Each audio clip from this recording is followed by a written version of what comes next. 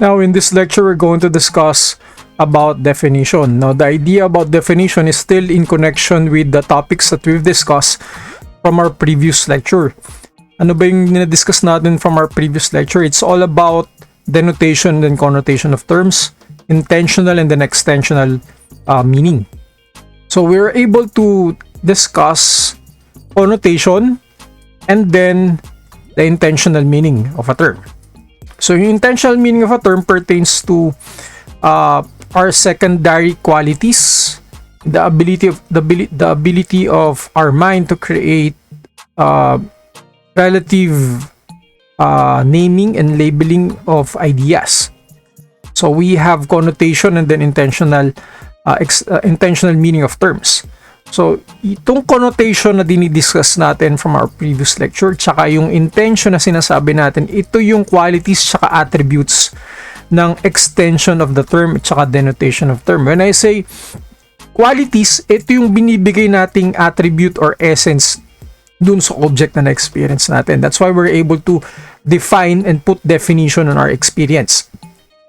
Ito yung definition. So, the very moment that you're able to provide a definition, a group of words, pwedeng a group of word to a certain denotation or the extension of a term, that's your definition.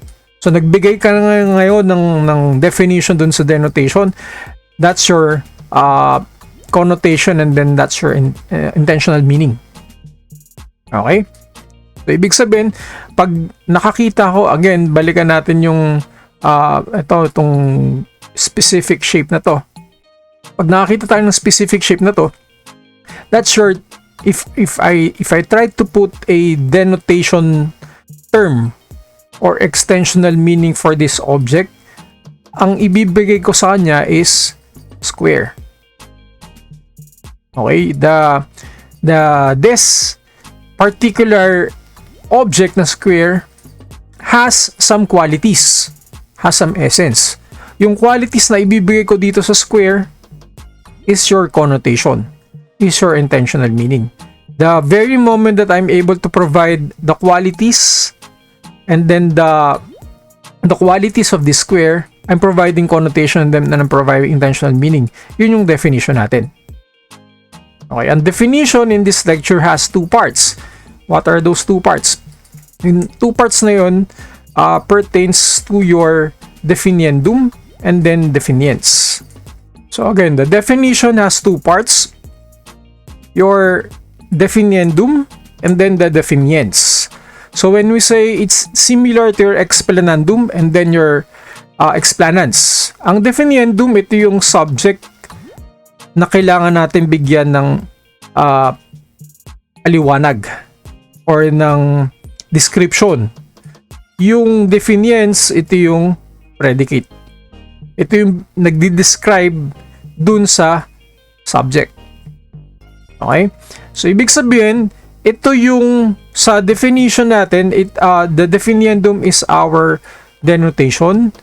Yung definiens natin is our connotation. Yung denotation natin is our extensional meaning. Yung definiens natin dito is our intentional meaning. Okay? Punta na tayo dun sa let's discuss further. What's the difference between definiendum and then definiens? Again, definiendum is the word to be defined. Definiens are the words that do the defining. Now, under definitions, meron tayong 5 kinds. We have stipulative, lexical, precising, theoretical, and then persuasive. For lexical, sa lexical, you might encounter confusion between lexical tsaka sa precising. So for lexical, since nandun yung letter A, it pertains to in the attempt of the definition is to provide further meaning for the ambiguous terms found in the specific situation. So ang sinosolve ng lexical ay yung ambiguous term na meron dun sa situation. Whereas for precising, ang sinosolve niya naman is the vague. Yun yung pinag-aiba. So para hindi lang kayo malito, tingnan nyo lang dito sa lexical. Sa precising, wala naman tayong ito lang yung yung indication natin for us to easily remember the difference between lexical at precising, since they're pertaining about the difference between ambiguous at vague terms. So theoretical tayo. Theoretical naman is more on experimentation. Sa persuasive is more on using emotive words or emotive languages. Sa stipulative, ito yung new. When I say new, you see, ang ginagamit natin dito for stipulative is you try to create new terms dun sa specific new experience. Right? So, puntaan natin yung stipulative. When we say stipulate, ano bang ibig sabihin ng stipulate? When we say stipulate, it's verb. Pwede rin siyang to specify or to require or to state. That's the meaning of stipulate or to specify. So, ang pinakamalapit na word na pwede nating associate dito sa stipulative meaning is to specify. For example, the rules for Monopoly stipulate, ibig sabihin it requires that each player is to begin the game with $1,500. So, ibig sabihin it's necessary, kailangan. Anong kailangan? It's a specific policy or rule that each player needs to have $1,500. So when we say stipulative meaning, sa stipulative meaning, meron kang panibagong na-encounter na object in your experience, and then it requires you to specify a specific definiendum and definiens or definition for that specific experience. Okay, ulitin ko. When you say stipulate, ang common definition yan or other parallel terms associated with the word stipulate is to specify, require. Example is this sentence. Now, anong kinalaman nito sa stipulative meaning? Sa stipulative definition pala, anong kinalaman nito? Sa stipulative definition, the problem there is we always encounter new experiences. We always encounter new objects as we try to further examine and understand the world. Now, in our attempt to understand those new objects, it requires, kailangan daw ng terms or ng definiendum that would describe our experience. Sige, example tayo. Stipulative, we have certain conditions. Ano yung conditions na yun? Yung conditions na yun, kailangan mag-agree dun sa ibibigay nating definiendum. So, we have to assign a meaning, assigning meaning to a word for the first time, and then those meanings should be in agreement as a condition for stipulative. Okay? Pwede rin to replace a more complex expression, since complex siya kasi nga it's a first time. First time kaya siya komplikado. In order for the complex experience to be more simpler, we assign a certain term. Okay? Example, if you encounter for the very first time an object like this or an entity like this, in order for you to be easily understood by another person, it requires for you to specify it using a specific term. So, ibig sabihin, maglalagay ka ngayon ng definiendum dito para mag-describe dun sa certain experience mo na ganito. In my case, pag tinawag ko tong experience na to, tong object na to, tong animal na to, na asta, bakit siya asta? Kasi asong tao. Hindi naman siya aso kasi yung upper portion ng ng mukha niya mukhang tao.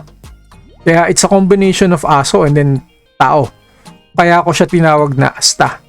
So para mag-anchor tong experience na to with other persons, for example, another person experienced this again, and then hindi niya alam kung anong ibig sabihin ng asta. Narinig niya lang sa libro, narinig niya lang verbally from others because of the other persons who experienced this specific phenomenon for the first time. Kaya nagpangalan ng asta. Ngayon, malalaman niya na the reason why this specific situation was named after asta is because it's a combination of aso and then tao.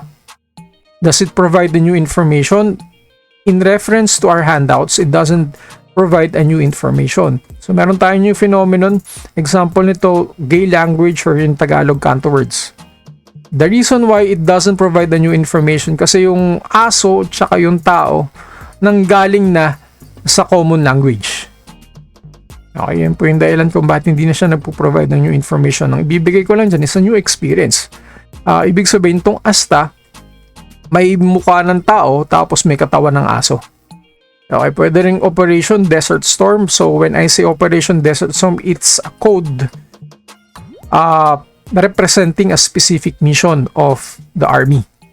Desert Storm kasi hindi naman siya common language pero it requires a specific term for those individuals who are participating in that situation to understand what Desert Storm means. Okay, another example, arbor. Term arbor is a definiendum. Itong description niya is the definiens. What do you mean by arbor? Is asking someone for something they own, not to borrow but to have as your own. So arbor, ito yung panibagong experience. Ano bang tawag dun sa you're asking someone for something that they own and then you wanted that something to actually be your own, not to borrow but to have it as your own possession. Anong tawag doon? It's an arbor. Another example is barnacle. Ano ba yung barnacle? Yung experience mo dito sa maitim na libag sa batok. May tawag ba doon? Libag pwede. Pero yung libag is existing in other parts of the body. In order for me to associate a term or to attach a term in this particular experience, ginagawan ko siya ng panibagong definiendum. Ang tawag din is barnacle. Yung barnacle na hindi naman yung common na language used by everybody, kaya siya tinawag na stipulative. Alright, sige, next tayo. Next slide. Next example again for under stipulative is basquil. So ano ibig sabihin ng basquil? A disgusting and humiliating phenomenon characterized by a soaking wet visual circumventing the shirt just below the armpits. Ito yung basquil. But siya tinawag ng basquil, again, it's a combination of basa, ito, which means wet, tapos kilikili, yung kill dyan, which means which pertains to our armpit. Okay, so basquil, it is common every summer for normal people and most likely every day for people with chubby feet. Okay, so yun pong ibig sabihin ng stipulative. Now, punta tayo sa lexical. Again, ang stipulative is all about creating your own terms, your own new terms for a specific new phenomenon. Punta tayo sa lexical. Ang lexical, kunin natin ditong yung word na lex. So, ibig sabihin niyan is about law.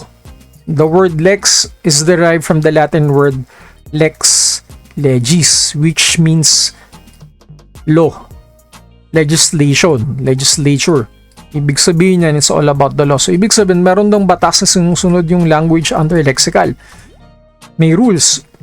Pwedeng sa dictionary. Dictionary ang mag-a-attest kung tama ang ginamitan mong word doon. So, lexical, andun yung letter A. So, lexical is relating to vocabulary of language. Example, meron tayong ditong picture ni FPJ.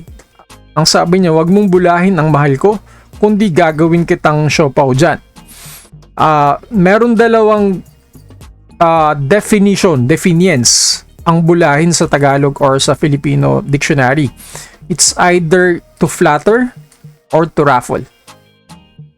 Yun ang ibig sabihin ng bulahin. Now, since ambiguous tayo dito, it requires a specific context. Now, if you can still remember the difference between ambiguous tsaka lexical, pag sinabi kong ambiguous, since it has two syllables, yung other syllable doon stands for a context. Okay, so ibig sabihin, wag mong bulahin ang mahal ko, kundi gagawin kitang siopaw dyan. Ano bang konteksto ang tinutukoy natin dito?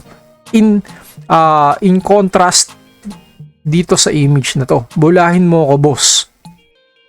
So, lexical aims to resolve ambiguous terms. Andun yung letter A.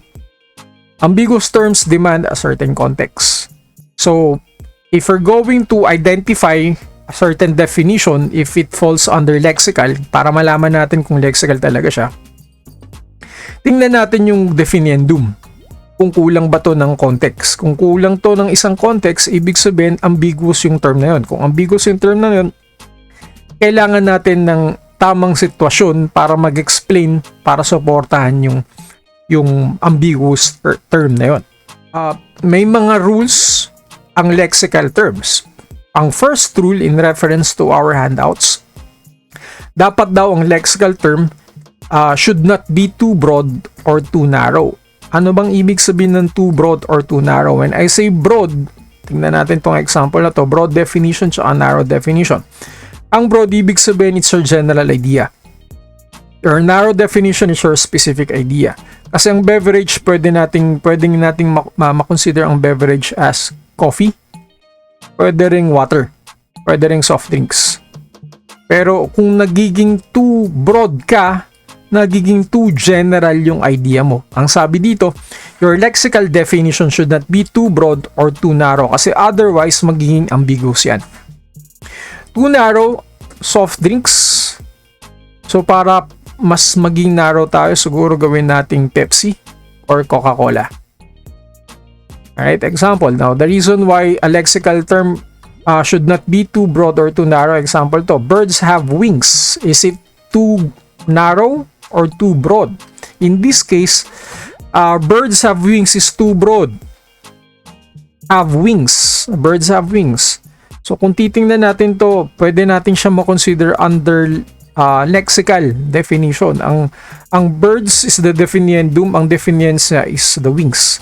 Pero this is too broad kasi pag sinabi mong birds have wings, this includes bats. Pero if you're going to check your Google, sinasabi doon a bat is not a bird. Ano ba ang bat? It's a mammal. Okay, so ibig sabihin dapat hindi siya masyadong broad. Otherwise, we are going to violate the lexical definition. So next, birds have wings and can fly. So ibig sabihin compared with this example, mas naging narrow yung definition niya about birds. Ang sabi niya birds have wings. Sige, lagyan natin ng more specific definitions for the birds. Birds have wings and can fly too. This is too narrow kasi if you're going to accept this definition for the birds, this excludes ostriches. Kasi ang mga ostrich hindi yan nakakalipad. In general, pag too broad, marami siyang ini-include. Pag too narrow, marami siyang tinatanggal. Marami siyang hindi tinatanggap. That's why it excludes ostriches. So, ibig sabihin nun, if you've excluded ostriches in your definitions, ibon pa ba ang ostrich? Hindi na. Kasi you've already excluded the ostrich in your definitions. Alright? That's one of the rules about lexical definitions. So, mag-discuss ulit tayo ng next rule of the lexical definition. Ang lexical definition daw should avoid circularity. Now, when I say circularity, ito yung inuulit mo lang yung ibig sabihin ng definiendum. Okay, lahat ng hangganan, may end. These statements are according to Asian QT. Makikita nyo sa Asian QT sa FB. So, wala tayong nakuwang new information here kasi nga inulit lang yung ibig sabihin ng definiendum. Lahat ng hangganan may end. Meron talaga tayong hidden talent. So, ang hidden talent natin is our definiendum. Ano ibig sabihin ng hidden talent? Ang hidden pala. Ang ibig sabihin ng hidden, nakatago. So, meron talaga tayong hidden talent na nakatago. Nagiging paikot-ikot lang ang ibig sabihin ng hidden. Walang panibagong information. So, para tayong, again, ambiguous pa rin siya kasi hidden talent na nakatago. Nakatago saan? Lahat ng hangganan may end. End saan? Okay, it requires a certain context. Next, kung saan ka masaya, dun ka happy. So, happy saan? So, inuulit lang na to para hindi natin ma-violate yung lexical definition. Kailangan hindi siya circular. Hindi inuulit ng definiens yung ibig sabihin ng definiendum. So that's the second rule about lexical. Next, lexical definition, third rule. This is third rule already. Lexical definition should not be negative when it can be affirmative. Example, ang affirmative ito. Affirmative ng verb to be. Affirmative is I'm, negative is not. So, ang negative term uses negative words. Example, di bali ng konti, basta hindi marami. So, it's similar to your second rule, yung circularity ng lexical terms. Pero in this case, we're using negative terms. So, a negative definiendum implies a negative definiens. So, ibig sabihin, in this case, pwede to kasi nga negative na tong konti few. It suggests a negative connotation yung few. In contrast with the positive term na much or meron. Di bali ng konti, hindi naman marami. Basta hindi marami. Or next, wag mong isiping malas ka. Malas is again negative. Wag mong isiping malas ka, ang isipin mo hindi ka swerte. So, hindi is negative, hindi is negative. So, if you're going to check this one, may mga other terms daw. May mga other terms daw under lexical definition. May mga other terms which implies negative definiens. In this case, this is applicable. Di bali ng konti basta hindi marami. Ano ba ibig sabihin ng konti? Ibig sabihin ng konti, hindi marami. Ano ba ibig sabihin ng malas? Ang ibig sabihin ng malas is hindi ka talaga swerte. So, medyo nadidefine ng tama ang pagiging malas. Pag ang negative definiens mo is would describe what malas means, which is a negative definiendum. Pero if you're going to compare the preceding two examples with this third example, minsan sa sobrang busy mo. So, busy, it doesn't suggest a negative definiendum. So sobrang busy mo, wala ka ng time. Wala is negative. Wala ka ng time saan? Sobrang busy. Itong rule about negative lexical definition. Lexical definition should not be negative when it can be affirmative. Itong rule about negative definiendum is only applicable dun sa negative definiendum. So if you have a negative definiendum, it implies that you need to have a negative definiens. Pero if you have a affirmative or a positive definiendum, it requires to have a positive definiens. Okay, minsan sa sobrang busy mo, wala ka ng time. Okay? So that's another rule for lexical definition. So punta tayo ulit sa fourth rule. I think this is the fourth rule. Lexical definition should avoid figurative, obscure, vague, or ambiguous language. Now, I'm not going to further discuss number 3 here kasi yung vague or ambiguous language is already clear from our previous discussion. What I'm going to discuss here is just figurative and then obscure. So, ang figurative is somehow connected with the idea of metaphor. Ano ba ibig sabihin ng metaphor? Yung metaphor is you try to associate the definiendum with another indirect. It's in an indirect definition for the definiendum. So, ibig sabihin nito, nagbibigay ko ulit ng another subject that would define the subject itself. Yung subject natin dito is also a pearl. So, the sun was a gleaming pearl. My baby brother is a cute little teddy bear. My sister's memory is a camera that remembers everything we see. The car seat is a fluffy cloud. Custard is happiness in a bowl.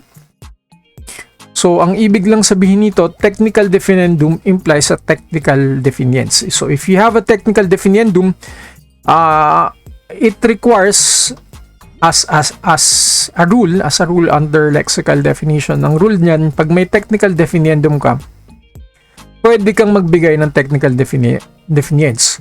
Pero if you have a basic, pag sinabi nating technical, it's highly complex or complicated definiendum. Medyo scientific. Ang nakakaalam lang yan ay yung mga nag-i-specialize sa specific field na yun. Okay, scientific ang technical definiendum. So, pag sinabi kong server, for instance, in relation with the internet, medyo technical siya. So, if we're going to provide a basic definiendum, it implies a basic definience as well. But if we're going to provide a technical definience for your basic definiendum, it's not part of the lexical rule. Hindi siya part ng lexical rule kung magbibigay ka ng technical definience for a basic definiendum. Okay? Example, we have a God here.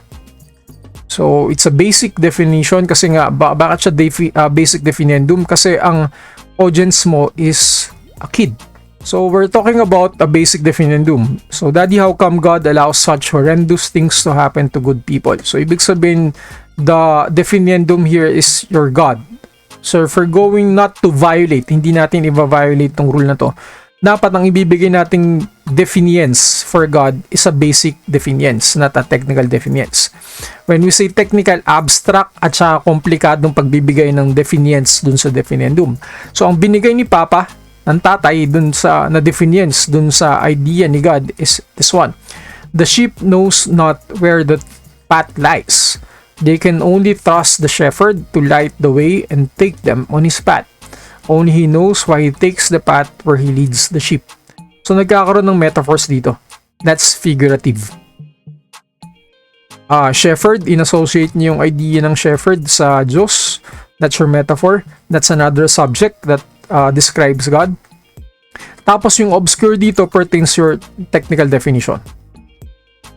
Technical definience. So, ito daw dapat ang iiwasan if we're going to provide a definience for lexical definition. Okay, next tayo. Next is rule. It should avoid of affective terminology. Yung affective terminology here is similar to your emotive language. Kasi ang emotive language hindi siya nagpo-provide ng information sa audience. Ang binibigay niya lang, it tries to cloth the content of the problem. It tries to cloth the facts of the problem. So, lexical definition, para hindi siya maging ambiguous, it has to avoid affective terminology. Because yung affective terminology plays upon the emotions of the listeners or the reader. Hindi na nakikita yung facts, ang nakikita na lang yung reason behind the emotions. So, it includes emotive language, and the emotive language is liable to influence attitudes of the audience or the reader. So, let's read. Si Coco Martin ulit. Ito yung pagkakataon natin. And so, again, this is in reference to the shutting down of Channel 2 in year 2020. Ito yung pagkakataon natin na lumaban eh. Wala na tayong trabaho, ano pang iingatan natin? Anong ipapakain ko sa pamilya ko? Kapag ang pamilya ko kinanti, kahit sino ka pa, lalabanan ako ng patayan. So, ang pinakamabigat na binitawan ni Coco Martin dito is the affective terminology about patayan. Lalaban ako ng patayan sa iyo kahit patayin mo pa ako. Right? So, it tries to cover the problem being discussed in the situation. So, in order for you not to be ambiguous, bakit ba wala ng trabaho yung channel 2? Ano bang pinaka-reason yan? Bakit ba pinasaraan channel 2? Ano bang reason yan? Or if we're going to use affective terminology, nagiging ambiguous yung situation. So, this is a rule that you should avoid if you're going to use lexical definition. So, that's the rule about using emotive or affective terminology. Next rule about lexical definition is you should indicate the context to which the definitions pertain. So, it's all about ambiguous. Ito yung reason kung bakit hindi ko na siya diniscuss dun sa figurative terms and then obscure terms. Kasi, it's still part of the rule. Yung rule niya ng lexical definition is here. So, lexical definition, for it not to have ambiguous terms, it needs to indicate the context. So, ano ba yung context? Yung context is all about the background in which the term was used. It's all about the settings, the circumstances, the environment wherein the term was used. So, ang context refers to the setting. Ito yan. In which communication situation takes place. Example, kuha tayo ng term, hangin. Nasubukan mo na bang hulihin ng hangin? So, lagyan lang natin ng konteksto kasi nga walang konteksto. Hangin saan? Hangin na bigay ng kalikasan o hangin na ugali ng tao? Anong setting or context ang ibig mong sabihin dito? Now, if you do not include the context here in your statement, nasubukan mo na bang hulihin ng hangin, your statement violates lexical definition kasi a lexical definition should indicate the context. Kailangan may context, kailangan may setting, kailangan may background. So, ano bang tinutukoy dito ni Mabini? Sino ba yung mahangin? Yung hangin ba ng kalikasan o yung hangin ng tao? Let's have a recap for the terms, for the rules ng lexical definition. Now, I think in your handouts there are 8 rules, pero in this lecture we're just going to use 6 rules. So this is just a recap of your rules in lexical definition. Again, for the lexical definition, should not, yung ibibigay mong definition for the term should not be too broad or too narrow. Kasi pag too broad, you try to include a lot of definitions. You try to include a lot of instances. If it's too narrow, you try to exclude a lot of instances. Okay, ito yung bat, ito yung ostrich. Okay, avoid circularity. Ito yung hindi ka nagbibigay ng information or content dun sa definiendo mo. Inuulit mo lang ibig mong sabihin. Ito yung ginagawa ni Asian QT. So, nagiging ambiguous yung term kasi nga inulit mo lang yung definitions mo. Inulit mo lang yung definiendo mo. Wala kang binigay na panibagong information. Third rule, should not be negative and it can be affirmative. If you have a term na basic term or if you have an affirmative term, dapat affirmative din yung definitions mo. Pero may exemption dito. If you have a negative definiendum, okay lang pala daw na magbigay ng negative definients. Kasi there are negative definiendum which requires to have a negative definients. That's for number 3. For number 4, avoid figurative. Ito yung metaphors. Obscure, ito yung technical. Yung vague, ambiguous language, it's synonymous to number 6. Okay, again, number 4, avoid figurative terms. These are your metaphors. Obscure, ito yung technical.